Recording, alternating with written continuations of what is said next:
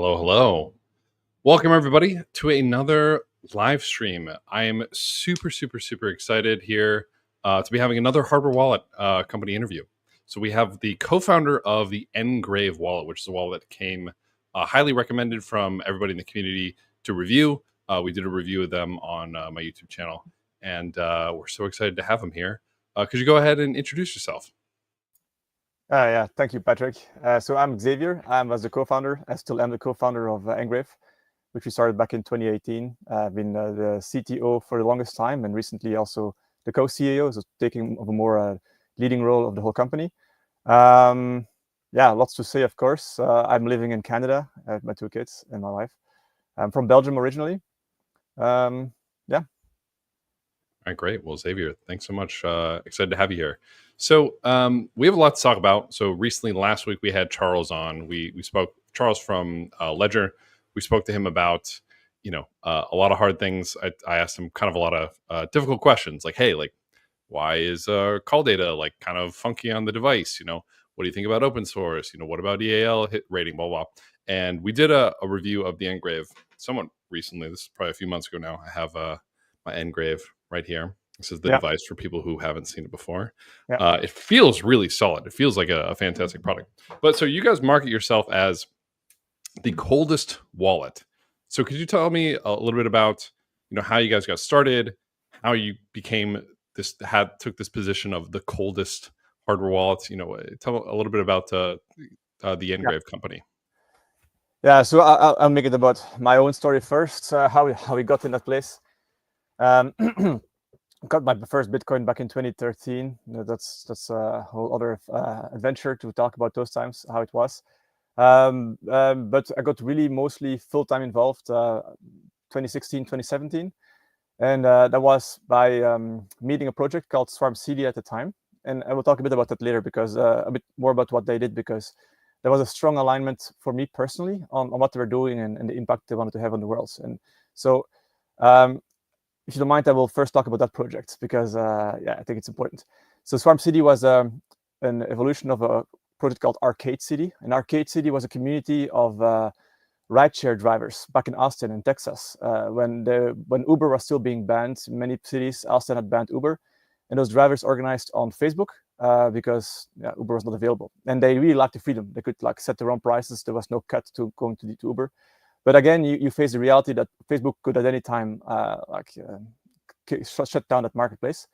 So some people, I wasn't involved yet at the time, but some people were aware of the blockchain, and they decided to move this whole community on the Ethereum blockchain, right? You have a platform, no one can censor it. The service providers can set their own fees. There is no middleman.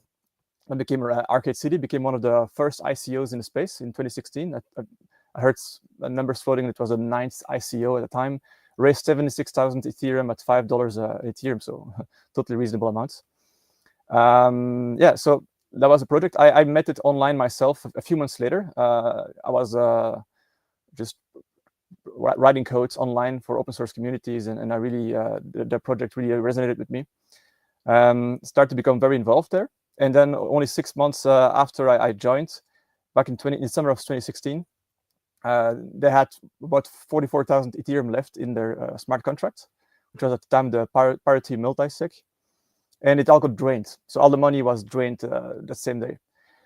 And this was that wallet. No, that's actually what you're thinking about is the parity freeze that happened a few months later, and I was also involved there. We'll talk about that as well. Okay, but this was the prelude. Because the parity multisig was a multisig that almost all the projects was basically what people now use as the Gnosis safe wallet, right? Was written by the parity team with Gavin Woods. Was the creator of Solidity, so I had a lot of trust with it. Yep.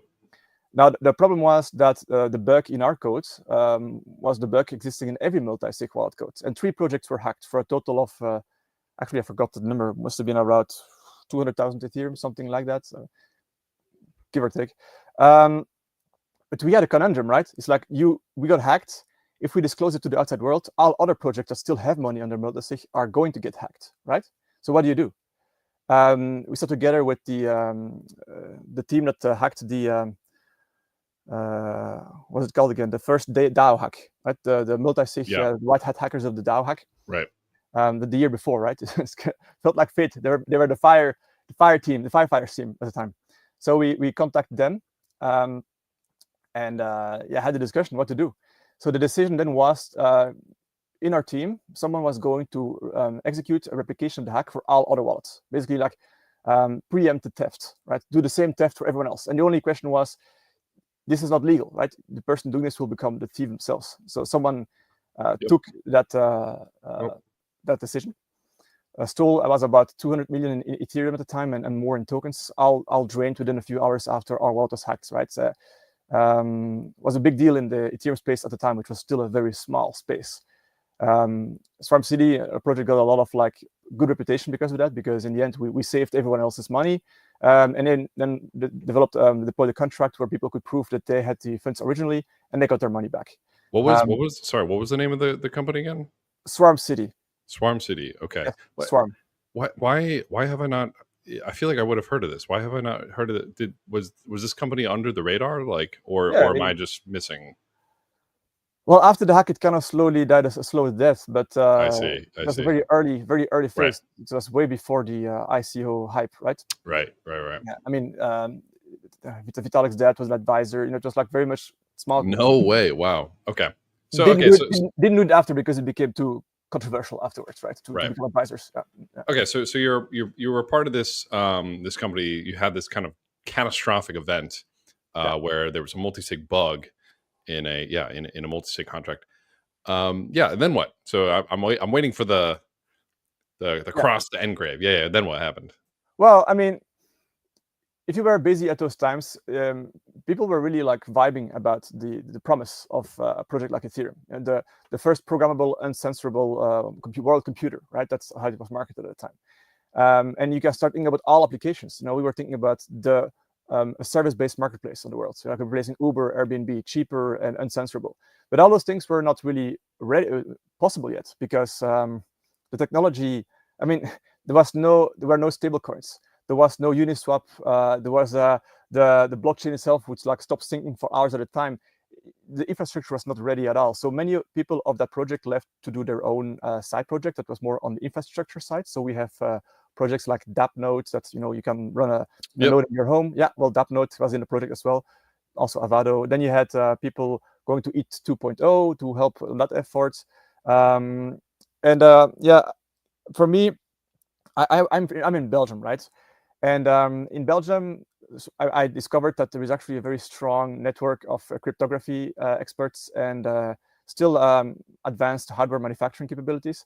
So I was thinking, like, I want to do something with the security. And these were topics, conversations that happened organically as I met friends. So with two other friends of mine that were were less in the tech space, less blockchain, but more used to building companies, because you want to bridge this world, right? Decided to make a company to build a hardware wallet, and trying to solve the essential answer: why was the money of Swarm City stored on a multi-sig contract and not on a dedicated hardware device, right? Well, interesting. So you still have the mentality where you think a hardware wallet is actually better than a smart contract wallet. Yeah, I mean, it's a basic idea that you need to do computation to sign transactions, but all the tools and all the devices we have that do computation were developed to be connected first, and that was the trend over time. Everything becomes more connected. At the same time, you have a new technology like blockchain, where the incentive to be stolen from, hacked, has never been bigger. So this creates like an arms race, you could say, between two parallel realities. And it just intuitively you understand that if you start talking about large amounts of money, you need a new type of product that is not designed to be connected, because you can't anticipate every possible vulnerability. So it needs to be offline, air gapped, right? So I definitely believe. I mean, maybe that's an assumption here. That's the assumption on which we built the company. But definitely believe that the need for dedicated hardware would continue to exist, at least for the foreseeable future.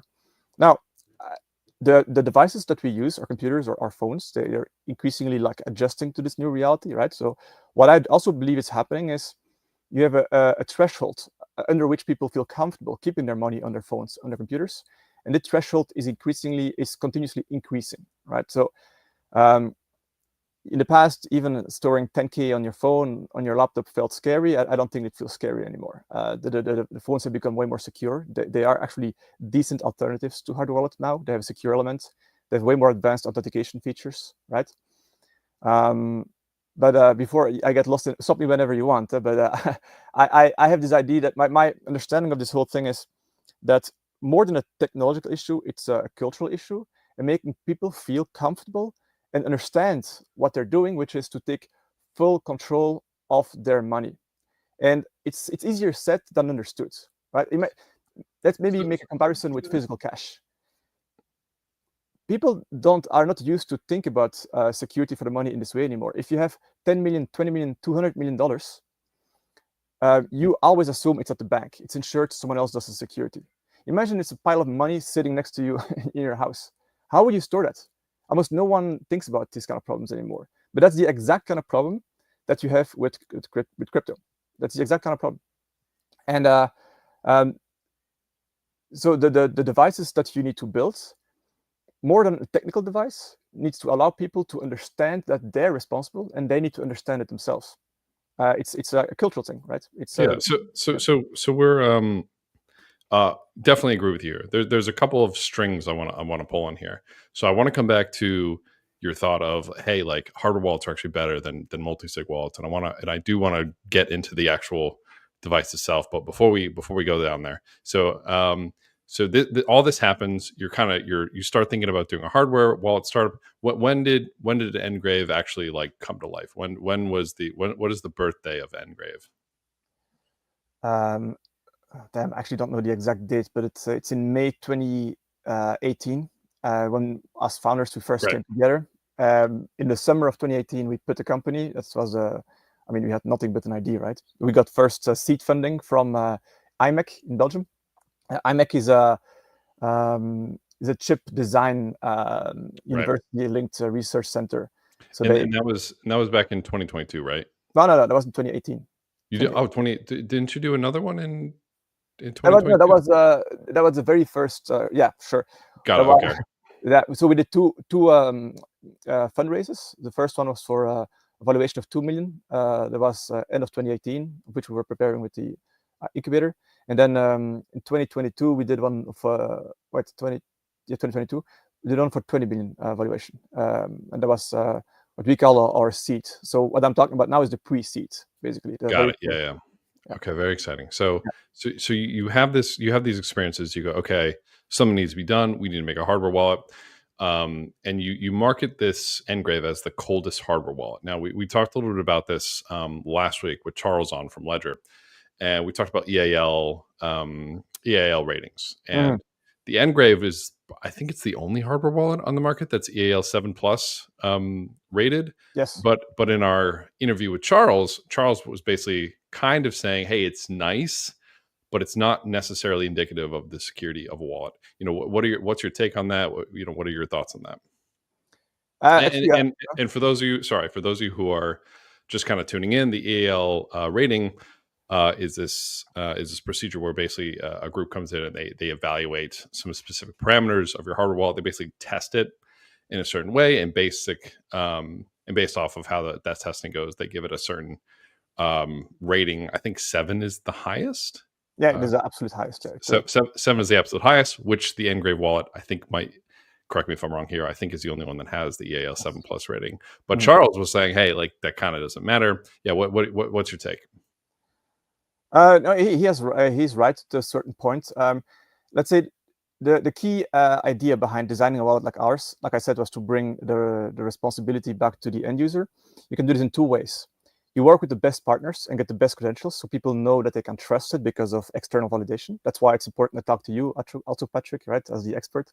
And the other one is the product design itself. But neither of them are what you should rely on only. Okay. People should trust it because others vouch for them, but then, and that's actually what we try to solve. That's why we're trying to solve the most, is it being secure by its own intuitive design. Now, about the EAL 7, it was a logical consequence of our step one, which is to work with the best partners, right? I told you we work with IMEC in Belgium. IMEC is a extremely reputable partner for high-tech chip design. We work with COSIC, which is the cryptographic research cell at the main university in Belgium. They, for example, developed the AES 256 standard. Roald Rijndael algorithm comes from them, also the Ketchak hashing algorithm. So we collaborated with them on our entropy generation. And then from there on, we always try to work with the best partners. We needed to have a firmware. Part of a firmware is a secure firmware. And we got in touch with a French military contractor. So that's important to understand what the perspective is and the need for an EL7. So we all know that the French have a very strong military industry. I mean, it's also very export-oriented, right? Now, imagine there's a drone flying over the battlefield and it crashes behind enemy lines. You don't want the enemy to extract, the encryption keys used for communication, for example, right?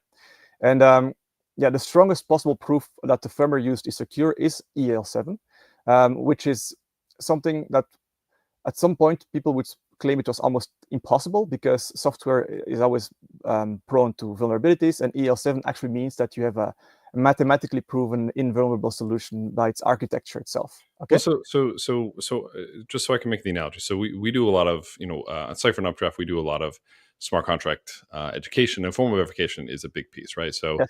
For those of you who don't know, formal verification is essentially, I'm going to use the symbolic execution variant of formal verification, but it's basically like proving that some function does something, right? Yeah. So like the best analogy I like to use is, okay, basically take some lump of code, convert it to a math expression, and once you have a math expression, you can like solve for X, and so you can essentially like solve some function. Now in the smart contract world, kind of similar with what we were talking about with Charles, just because a code base is formally verified doesn't mean the whole thing is guaranteed to do whatever you say it's going to do, right? You're really just formally verifying one very small specific piece of the code base. Sometimes the analogy I like to use is, okay, cool, I can formally verify 2 + 2 = 4. I can say my code base is formally verified, but like it kind of doesn't mean anything, right? 2 + 2 = 4. I formally verified this. It's like, well, great. It's honestly the same logic for any certification. And it only validates what you test against, even if you EL5 or whatever. That's why it's very important to understand that the existing methodologies, the existing expert tooling, really serves a different purpose than what you as an end user actually should care about the most if you have a device that is fully under your responsibilities to store your crypto. Many of those certifications are more done for administrative purposes, ticking boxes, getting through compliance checks, right? So we did that because it's important for us. We wanna go through the old way of working, get the most validation possible, but the device itself should stand on its own as well, right? So it also requires a very unbounded mind. You got to be able to think about these things without blinders on, because the old way of doing things was not what the new paradigm actually requires, right? And that's a very difficult one to explain. But yes, you're right. The EL7 will only validate and verify against which you want to be verified, which is only a very small portion of our device. So what Ledger says is true. But again, it's a small piece of the whole design consideration here. And I know I'm kind of like poo-pooing formal verification a little bit, but at the same time, like I also know there are some scenarios, at least again for the smart contract world, just because that's where my expertise is, where if I formally verify, there are certain functions where I go, this would be perfect for formal verification. This would be, this is a great example of when to use it, and then having that type of like assurance that, hey, this has been formally verified is really nice. So even though we're kind of poo-pooing it, at the same time, like it's I'd rather have it than not have it. Yeah, right. It's better that you do get to say, hey, we are the highest level of the EAL7. So like that is great. Yes, and we're using this at a level where you want actually some stuff to be as secure as possible, which is the device integrity, the firmware's integrity. The root of trust is managed by that. And some parts of the cryptographic algorithms used for signing keys and creation of keys. So it's a limited in scope, but where it's applied, it's very relevant. Right. Those are some of the most important parts. I would love to kind of dive into those more. So so secure elements are typically where a lot of the cryptography should happen, right? You don't want your private key to be kind of just chilling in memory in some other random part of the wallet in plain text. Is that what is being tested here, or is it some other part? Like, yeah, what are the pieces that are being EAL7 certified? Yeah, so the whole security setup depends on your threat model, right? And on the most secure way you could do it is put everything in the secure element, but then you're extremely bounded and limited by the limitations, memory and operating. So we did a different approach. We used the secure elements for the storage of the most important pieces, like your seed and your PIN code. The complex algorithms used for the transaction signing, a key creation, device integrity verification is done on another chip, which is a more capable MCU, also provided by ST. And that's one is secured by Trust Zone, on which we run the EAL7 firmware, right? So while it doesn't provide the extreme guarantees as you would run a secure firmware on the secure elements, we can vouch for security in very strong ways through Trust Zone and also the EAL7 certification on top. And the advantage is it allows way more flexibility in the features, because if you limit the user experience if you make the user experience too limited, you will actually hamper the real security, which is how the user interacts with the device. Okay, so you want to still have the ability to be flexible in the features you want to have on your device, right? The way the screen you show, what you show on your screen. That's why we went with this security approach. Secure elements used for if your device is turned off and someone steals your device, you have the same security as putting everything in the secure element. We put the keys in the secure element. It's never stored outside. So yeah, I don't know if there's a good answer to your question there. I can keep going. Yeah. No, that pretty much answered it. So for those of you who don't know, we talked a little bit about this last week about secure elements. These are kind of these, I just want to say mathy. These are these cryptographic pieces of hardware where basically, like, yeah, if somebody breaks into them, they're very, very, very difficult to extract any type of information from, right? Like we've seen hacks, or hacks is the wrong word. We've seen white hats where, with older hardware wallets, where they're not doing any cryptography in like a secure location separated from the rest of like the code of the device, where an expert hacker can basically like figure out how to break it, open it up, kind of go through historical memory and like, oh, cool. Like they put the private key in memory here and they're able to steal it.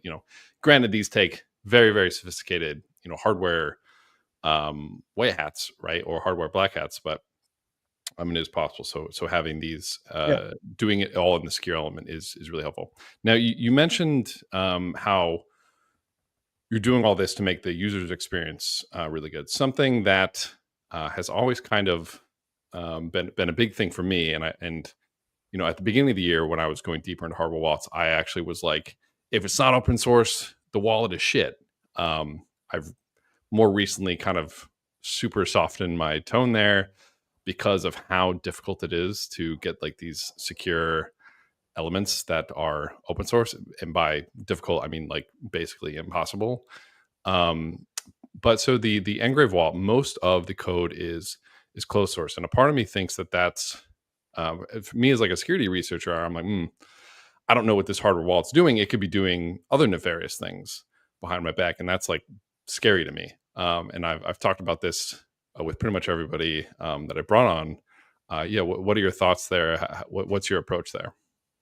Yeah, so the open source question really goes to the heart of the issue. And that's a really good one. Personally, I'm very much a fan of open source, right? I'm calling you from an open source Linux computer. I definitely would also want open source. But this is where the topic of like the tools needed for this new paradigm and what is used to be best practice in the past really comes to the front. Because who wants things to be open source, right? Those are the people that are experts, are able to read the code themselves, and ideally are able to rebuild the device, that they make sure that the code running on the device is actually open source. Because, okay, before I go in the weeds, let makes things a bit easy for your audience.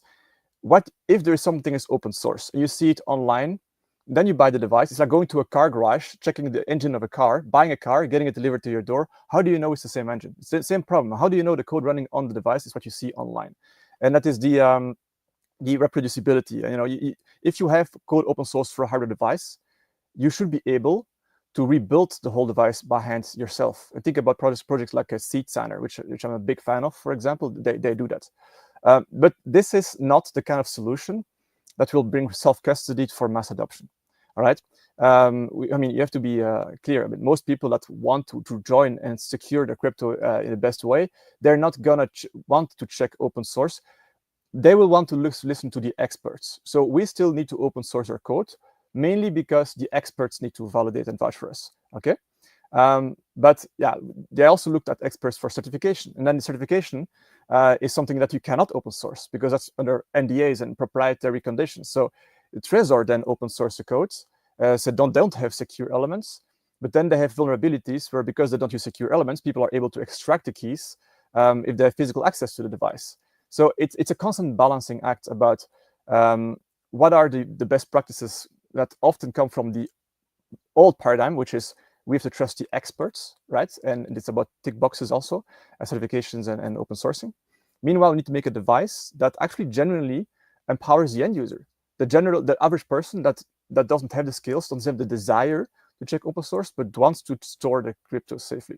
So the way we did this, we have to be very clear about what a hard wallet does. It does 3 essential things, which is the creation of your key, signing transactions, and allowing you to make a secure backup.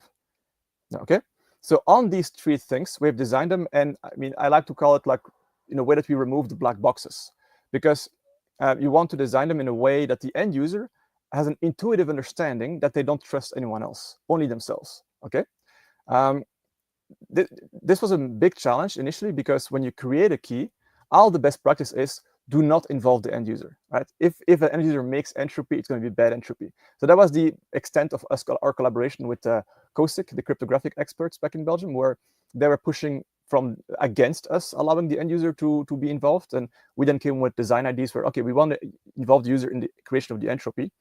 So we have a 2-pronged approach there. One is like what the end user sees. They're allowed to be involved in the key creation, right? They can shuffle the key. So you know the key you get wasn't just given to you, because if it's just given to you, you know you have to trust that the manufacturer didn't just pre-program it. I know I don't say they do that, but you don't know, right? And you need to trust yourself. So you are able to shuffle the key yourself. An alternative would be for you to buy dice or make your key yourself, but most people, well, they just want to get a solution given to them, right? And then under the hood, of course, we also did a deep dive on the entropy generation architecture, because some of our cryptographic advisors, one of the citations in the Bitcoin white paper, Professor Chris Quater, he came with anecdotes where in entropy creation standards, there have been backdoors. He himself was involved in them once. Not backdoors, but vulnerabilities that then were not disclosed by the authorities, because this gives people an edge if they want to be able to guess your keys, right? Okay, I won't go into the weeds there, but we have designed the key generation in such a way that half of the entropy, 128 bits, comes from industry best practices, from a trusted random number generator. The other half comes from as many environment data gathered at usage time as well. So even if the standards are not trustworthy, you still have sufficient entropy, 128-bit, to still trust your keys. Okay, so even if you think the CIA and the NSA have backdoored every instance out there, you should still be safe. Plus, you as an end user are also shuffling the key on top, right? So that's the key creation covered. Transaction signing was the most difficult one, because that's where every time you sign a transaction, you expose your keys. All right. And the other wallets, they often work with obstruse communication channels via USB, Bluetooth, NFC, stuff that is technically secure, it's encrypted, that experts will vouch for, but that you as an end user don't know. It's a black box. It's bidirectional, high bandwidth, drivers, complicated drivers. And honestly, if you think about it with a clear mind, so far, the most intuitive solution for communication is QR codes. So I'm very interested to hear what other ideas are out there because I want to improve on that front. But QR codes, go ahead. Sorry, keep going. No, finish your thought. Yeah, and then I'll go to the backup, but you can stop me between those. So QR codes are one directional, verifiable. So how about the open source parts? And that's on our roadmap. What I found very important is that you also have an open source tooling, like an app, that can help you decode the QR code. The QR codes are already open and decodable by others, but the tools are not good enough. So we are working on an open source tool that you can use to verify the contents of the QR code. In this way, even if you assume your device is like malicious, pre-programmed, it will like make you sign other things that you think. You can check with the QR codes with another application that's open source and still know that what I signed is actually what I meant to sign. So even then, you don't have to trust the device itself anymore. Yeah. Okay. So a lot to unpack there. Yes. If I can, I'm taking notes on the side here, so I make sure to ask all the questions here. So it sounds like number one, you guys are working on making it open source, right? And that sounds like that is something that's important to you because you do want the short term. I want to open source an app that is able for you to decode the QR codes. The code itself, I can only decode partially. I can decode the Linux-based UI layer, which actually doesn't do any of the security transactions. So I could open source it to just take it off and still like, yeah, we're partially open source. But I also understand like it's not like a lot of people are like, oh, just open source it. It's usually not as simple as like, just let's make the repo public. Like I get that. So and I also understand that like, hey, like most of the Linux, maybe even the firmware can be open source, but I'm willing to bet you're going to say, okay, the secure element you probably almost definitely can't make open source. Well, our device architecture has two operating systems running simultaneously on the device. We've got one Linux that's doing all of the peripheral drivers and the UI, and then we have a secure firmware also running on the rich chip, the MCU, and that one we cannot open source. So what we can open source is the Linux one, but it honestly will only show you the non-secure logic. Right. And then we have the secure element, yeah. So I understand why you can't open source the secure element. That's the same pretty much for everybody in the industry. It's the EL7. The EL7 applies to the secure firmware. The EL7 applies to and that is under NDA as well. Yes. So I'm always like, why doesn't someone just make an open source secure element? No. The secure. There's two things here. There's a secure hardware, the secure elements, and a secure firmware running on the other chip. Right. There is alternatives, open source. We have made a proof of concept. It's called Opti. Okay. I don't know if you know about Opti OS. So that's an alternative, but we have to balance the value that an EL7 certification has versus a secure firmware that's open source. It's more of a security-wise. That's a balancing act, and we went with the EL7. Yeah, there's a much longer conversation there about how do we make all of this open source, but at the moment, it's just kind of what it is. I get it, and but so yes, so it makes sense. Like having the Linux side be open source, like as somebody who loves open source, it sounds like that is doable from what you're telling me.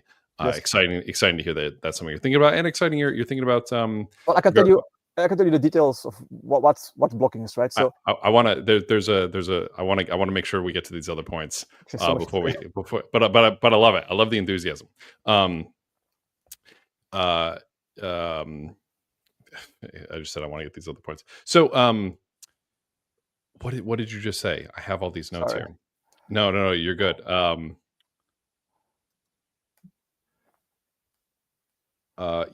So it would be great if secure elements could just be open source, but that's like a whole other conversation. Now you mentioned a couple of things here. So you said that, well, first off, you said Trezor. You mentioned Trezor, and I want to bring them up just because you said, oh, they were able to be hacked because they don't use a secure element. I'm pretty sure they're newer ones. Yeah. I mean, okay. I'm actually I should be careful not to mention. I don't want to badmouth. If we're being factual, it's fine. So the Model T did not have a secure element, but their Safe 3 and their Safe 5 definitely do have secure elements. But those run into some of the same issues where, and so this is actually really interesting. I learned this last call.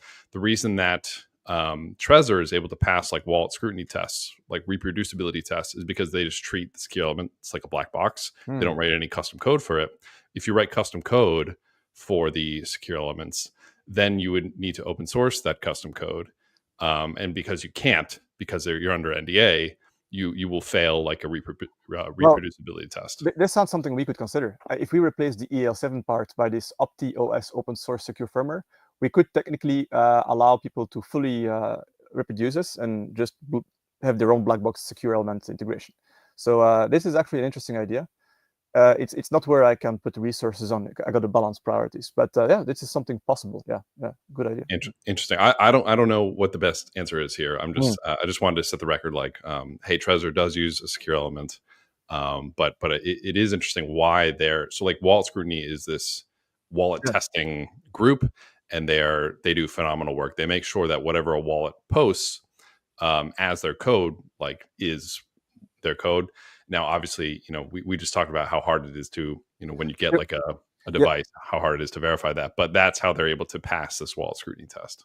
But you do understand my point in the sense that I feel like we're trying to do all the same things, but with different approaches. And there's a lot of value in there because we can only bring the promise of Bitcoin and the freedom for the digital age if we solve self-custody for the masses, right? And I have my approach, and Trezor is their own. I mean, I very much respect their approach. Open source, the Tropic chip.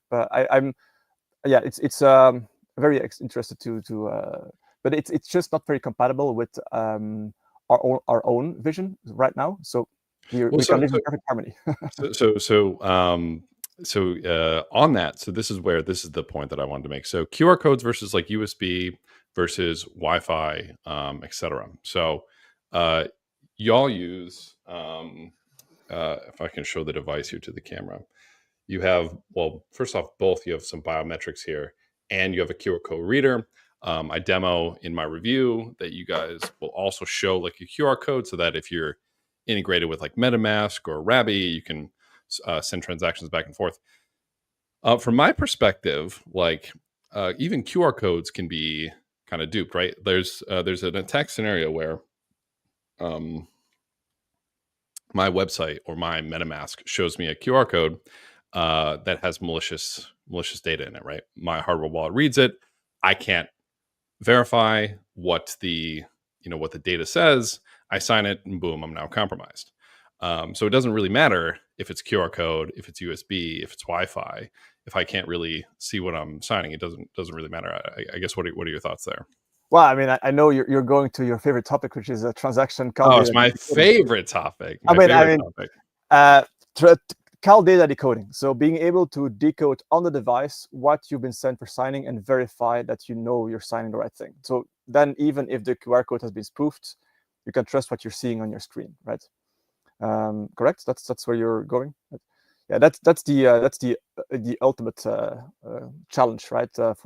So right now we have this for basic transactions. Take thing like you send a Bitcoin transaction, an Ethereum transaction, but there is a whole layer, basically a whole rabbit hole of complexity once you start adding more complex transactions. Bitcoin has a PSBT standard that is now increasingly adding more custom functions. Think about under Schnorr you can have native staking, but under Ethereum you have smart contracts. Like I don't know how many thousands of different versions there are now, and for every decoding we need to preload the device with the right decoding. So that's actually a cat and mouse game where it's very hard for hardware wallets to stay on top. Because every time there's a new smart contract or an update, we have to update the logic on the device to decode correctly in usually a programming language that's more lower level, for which there's less library support. And it needs to be then updated on the device through air-gapped firmware updates. We cannot give updates on the go. So that's something. And you had great suggestions when we first spoke. We need to come with better solutions than having to preload all the transactions on the device, right? Well, I thought it was interesting. You talking about open sourcing that app to verify stuff. It might be interesting to have your hardware device also show a QR code back to have a separate device, maybe even verify. That's something that I think would be really cool. It could be as simple as a phone app. Yes. The user experience kind of sucks because now you have like your MetaMask, which will connect to your hardware device, which then you need to send to your phone to verify. But that would be something that I as a security researcher, I would love, Yeah. especially if the phone app was open source, because then I can just quickly like scan on my device, scroll through the decoded call data, or super decoded or whatever. But it sounds like there's a lot of with the QR code setup, there's actually a lot of really cool ways that you can approach that. So I actually had a brainstorm about this with the team after a talk, and here are a few insights we had. First, we have about 1 megabyte space that we can use for all the decoded logic, which is more than you think. So we can and we should preload the contracts that are the most commonly used. But because honestly, for 95% of the cases people use a device, we can cover that, right? And then for the more advanced ones where we cannot decode, currently we show a warning screen. And then after the warning screen, you tell them like you're going to do some blind signing. And then after the warning screen, we show raw data, which is actually totally useless, but people see like raw bytes, sometimes not even there is no real way for you to do anything with it, but yeah, we give it anyway as it's a roadmap feature, right? So how do we solve this? Then your idea became a very interesting one. I told you about our open source app that I want to release for the QR code decoding when you go back and forth. The same app can be expanded with a feature where you can actually scan call data and we just show the raw bytes as a QR code, dynamic QR code, right? And then, for the majority of the users, nothing will have changed because they can just see. But for those edge cases where people like you sign a safe multisig, they see a QR code, the open source app, and then we can also upload the development efforts to that open source app. You can make your PR. But yeah, so let's say it like this. I think that was very interesting, very good idea. It all depends on how fast we can move on executing there. But yeah, exciting to me. Like this is the question where I'm like, for me. So I run a business too. Like I get it. Whenever I see something like this, though, I'm like, whoa, like. Yeah. To me, this feels like a business opportunity. I'm like, if I was a hardware wallet, I'm like, yo, the market is wide open. You have Grid Plus, who's kind of ahead of the game because they're decoding data on their wallet manually. After that, you have kind of Ledger because they're at least showing domain hash and message hash of safe multisig. But after that, it's kind of up in the air. So we have about 50 minutes left, and I want to make sure I at least get to these two things. So QR codes versus USB. Just going back to this. So it sounds like you're saying connecting via a USB is actually less secure than sending QR codes back and forth. No, I wouldn't say this as a factual statement. I would say that from the perspective of the end user, which is actually what I care the most about, is if you have to store a lot of money that you care about, you want to use something that you feel you understand. All right. Do you think people understand QR codes more than just like plugging in a hardware device to their computer? Yes, I think they understand that they're connected and they don't know what goes on over that connection. You're talking about USBs. You're saying, oh, they're connected and that's it. And you think that having people scan QR codes they understand that better? Yes, they know that the QR code, the camera will scan it's one directional at least. Okay. I see. Oh, I see what you're saying. And you're saying like if a user plugs in a USB, maybe they're nervous that they're going to download some malware or download something that, that's actually a really interesting point because one of the reasons that we teach at Cypher and Updraft why you should get a hardware wallet is because they're offline, right? Yeah. They're cold storage, if you will. However, and this is where the definition of hot versus cold, I actually get really frustrated with. Whenever you plug your wallet into your computer and you like download a firmware upgrade or you download a transaction to sign your device, you are kind of temporarily a hot wallet. You're not really a cold wallet anymore. So okay, whoa, hold on a second. I just had a revelation here. Now I understand why you market yourself as the coldest wallet because did I not answer? Sometimes we trailed off. Yeah. No, sorry. Sometimes we came back around. Yeah. I take for granted my understandings, and I need to explain. That exactly. That's why we call it the coldest wallet. It's the most offline, air gapped. That's where it comes from. Yeah. I hadn't. So the only time you would really ever plug your NGRAVE in would be to download some new firmware. Correct. And that's it. That's really interesting. I hadn't put that together until Oh, see, just as well. even when talking to the experts, I need to improve my messaging, make it simple. In the end, the device is designed to be simple in its core, but I'm not doing a good job explaining it yet. So yes, that's the idea. Now, firmware updates, we're still connecting. So we're still connected then. It's less often than when you sign a transaction. It's under your choice, if we do an update or not. The update flow is done in such a way that when you connect it to the computer, the updater works also if you then disconnect your computer from the internet. It downloads it first. It's like 2 steps. Downloads the update package and then sends it to your firmware. On the technical level, the device will only accept firmware, only has actually USB drivers enabled in a different boot partition, right? So it will basically Right. black screen. They have no features. It will only accept one directional fast boot driver. It will only accept firmwares, which will then check against certificates that it's signed by us. So we did it technically as secure as we could. Yep. Yeah, because one alternative would be to get updates by, again, QR codes, but that became too. How do you put that much data for firmware Yes. on like a base 64 encoded? It's possible, but then I may have to make a stand where you hold it and it's like scanning for like a 50 minutes. No, yeah, and then another one will be like SD cards, but if you think about it, they're kind of the same principle. It's the same thing. There's because you have to download to the SD card, which you're probably not going to really check anyways, and then plug it into your. So Yes. I understand that. So that's actually I'm excited that I learned that's where that marketing comes from. So I do want to go back to something you said earlier, because to me this is really interesting. And now that you brought it up, I'm curious what other hardware wallet manufacturers or hardware wallet companies think about this. So you said you would prefer to put like a large sum of money on a hardware wallet as opposed to a multisig. And the reason I want to come back to this is because right now this is basically contradictory to what we teach at Cipher and Updraft.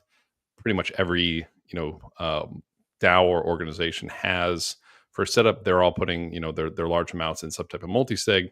On Cipher and Updraft, we teach, hey, put everything into a multisig, and yes, connect hardware wallets to that multisig. Don't have a hot wallet, a browser wallet be an EOA, but connect hardware wallets to a multisig. But you're saying no, just use the hardware wallet.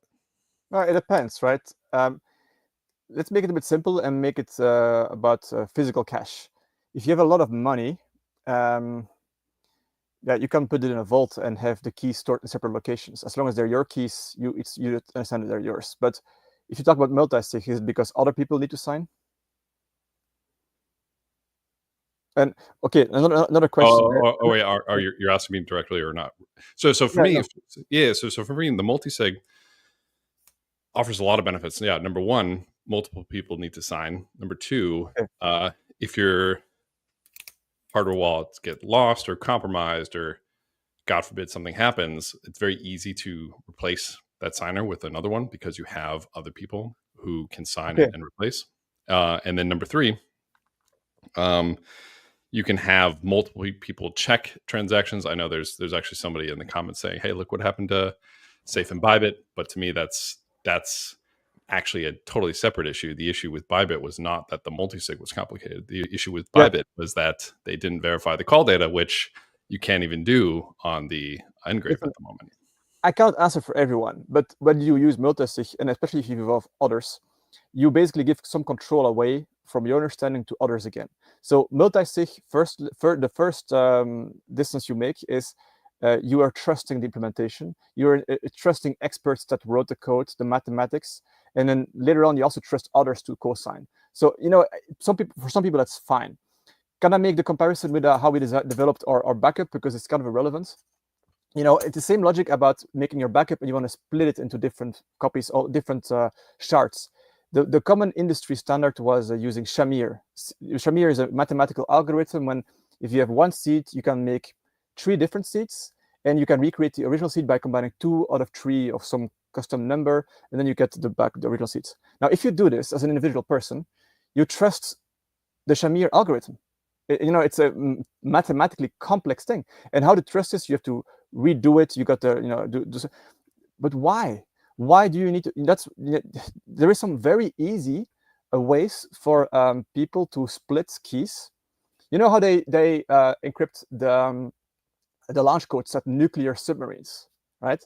It's a very old technique, very simple. It's called a one-time pad, and that's the idea we developed here. And it's basically the strongest possible encryption in existence, like theoretically, and they're also super easy to understand. Now, here comes the, there's not like a real seed phrase on that, is there, that you're showing to the no, camera? no. I figured out. But wait, so yeah, go ahead. So to answer your question, it says like you want to keep it's safe, but it depends how comfortable you are give control away of your mind. Well, so here's where I would push back on that. So if I'm understanding this correctly, so you're saying you wouldn't want to trust the multisig because you have to trust the code of the multisig. Is that kind of what you're saying? Yeah, for a large part.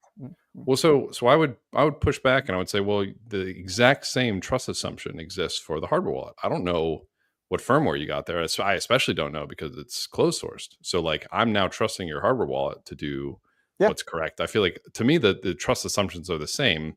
The difference is with a multisig. I mean, for me at least, again, this is where my smart contract expertise comes in. Who can touch the multisig? The whole world can see it and can try to interact with it. I agree. I do think that's an issue. However, like your address, it's the same thing. The whole world can see it. The downside is the code on it. At the moment, at least, only your team can see it. Yes. Which to me that's scary. But as far as like it's true. And then we need to reduce trust into our team by the design of the products, and that's what we're working on. That's the idea here.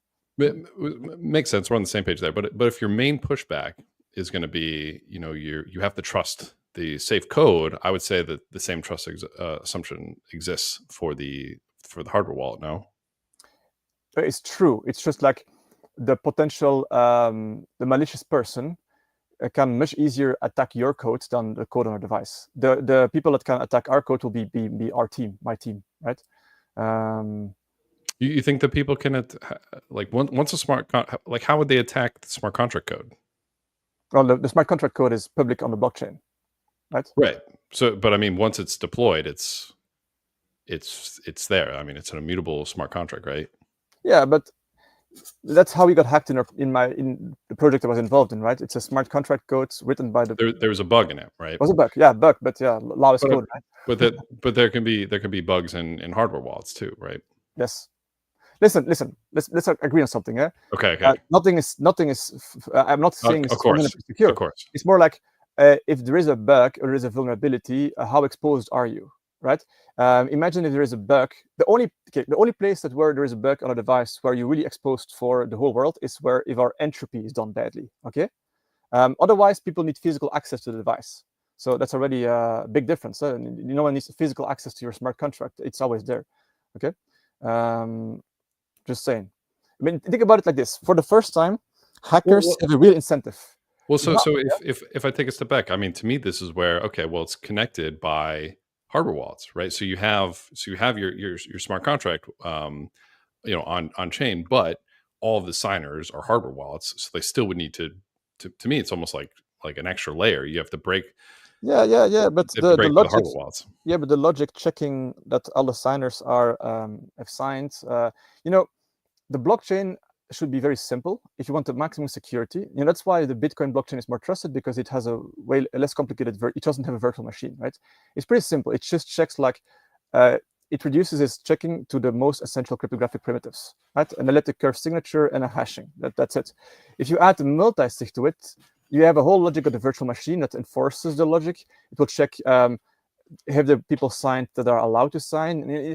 You just add a lot more complexity. And think about it like this: we were kind of in an arms race, where since recently only, hackers have a real incentive.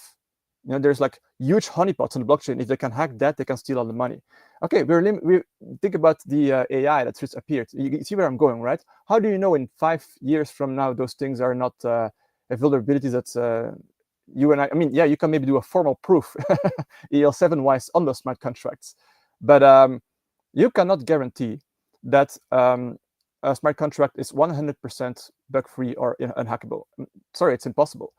I trust it. I mean, I would trust it to a large amount of money. But what I want to solve is the thresholds that you feel really comfortable with. That's the only way you solve self-custody. That's where the need for dedicated hardware remains, because even if AI manages to bypass all smart contracts, at the base layer, with the ultimate security still is the way Bitcoin validates transactions in the most simple and foundational way, and that's what you still expose. But the rest is isolated, air-gapped on your device. It's the same question, by the way, about quantum computing. Quantum computing can maybe be an existential threat to blockchains, right? That's why Bitcoin has a change address. So you use an address once, then you expose the signature's hash, the key's hash. The hash can be broken by quantum computing. That's why you then go to a new address where the hash hasn't been exposed yet of your private key, right? You would basically want to reduce the attack surface to the smallest amount where it's online. Interesting. I'm quite intrigued by your approach here. I hear what you're saying. I'm not convinced, but I feel like this could be something that we could talk about for longer and longer. So Yeah. on the but one thing that would need to be solved for this to actually make sense, though, would be people be able to obviously decode their transaction data so that they can trust the hardware device. But it's almost sounding like you're actually more so wanting an improvement to our current blockchains, where you're saying, hey, it's public information, everybody can see your code, everyone can see your address. You're almost, to me, it almost feels like you're saying, no, we need like privacy preserving, like we need like Monero for smart contracts. Ethereum needs to move towards this ZK privacy preserving base layer. Take it a step further. Okay. Love step furthers. Ideally, you even have a blockchain that doesn't need mining or an online ledger, where you can actually know that the key you used for signing can only be used once, and then it's destroyed via hardware guaranteed proof, right? So you've got like then you literally have digital cash, where you don't need a blockchain anymore, but you can only sign once, and then the key is destroyed, and you need hardware devices. So wait, so you have a hardware device that generates a ton of private keys, or are you saying No, one hardware device per transaction? Yeah, on the fly. I mean, think about it in a piece of memory that you're able to wipe after each transaction. Each device has a unique key. That key I would assume would need to be generated from like a secret phrase or a seed phrase, right? Like there's still like some forget seed phrases. It's not about seed phrases anymore, because you create each key uniquely on the fly by a unique random number derived each uniquely on the device. I'm explaining it badly, but I don't want to go because we only have 3 minutes. But so some type of entropy generator generates a random keys on the fly. Sure.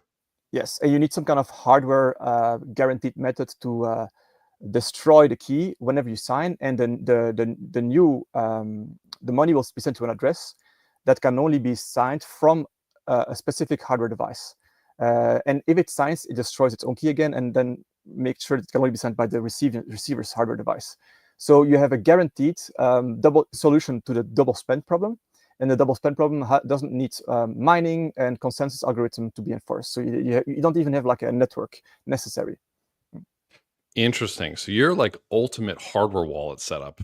Almost No, I'm not working on this. This is a theoretical idea.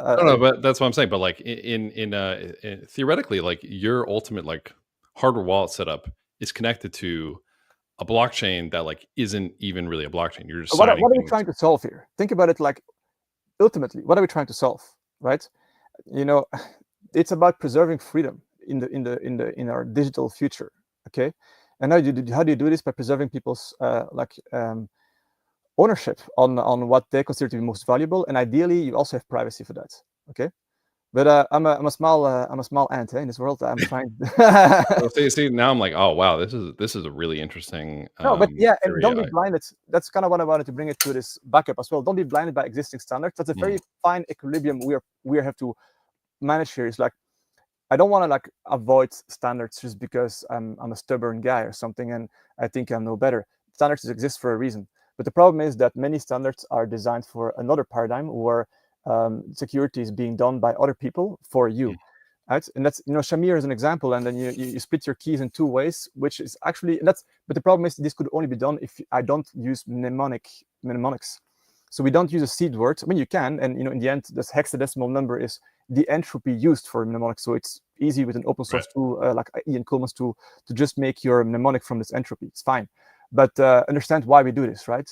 It's sometimes standards are in the way for actually more secure solutions that are more intuitive, like splitting the key according to a one-time method that people know that they can trust without having to rely on a Shamir mathematical algorithm, for example, right? So always keep in mind what is it we actually trying to do here, right? It's not just a bureaucratic administrative exercise we're all doing, enforcing blockchain best practices and pushing. No, we're trying to you're making the Bill of Rights of the digital age, right? It's a beautiful thing. That's yeah. Interesting. Well, this has been an awesome conversation. I think that's a good place to wrap it up and have everyone think about theory crafting, kind of this maybe even like new standard way to do and payments with each other. Last thing I want to say is this is what we built over the last 5 years, right? With the company growing at the same time, and we are way more established now. I'm really excited to work on the new products. We are about to start this phase in there, and anyone who wants to collaborate on this, join our Discord community. I should really opening and do more community, because this should be a device built by us, but also with the people that are going to use it. So I really welcome all collaboration efforts here. So everybody head over to, where is it, NGRAVE.io. Yes. Join the Discord channel. Say hi. I saw a couple people in the comments saying that they're also afraid of USB cables. So you definitely resonated with. Or be a hater. Be a constructive hater, and let me know what you want to see next version. Be a constructive hater. Yep. Be a constructive hater. Join the NGRAVE Discord. Give them some shout outs. We've also blown some people's minds on this new kind of setup. So it sounds like when NGRAVE chain, when NGRAVE chain launches, that'll be really exciting. Just kidding. No, we have no token planned. I mean, I'm kidding. It makes sense, right? I don't know. Yeah. I'm kidding. Well, Xavier, this was fantastic. Thank you so much. I know everybody got a lot out of this. I know I did. And looking forward to what comes next from NGRAVE. Thank you, Patrick. Much appreciated.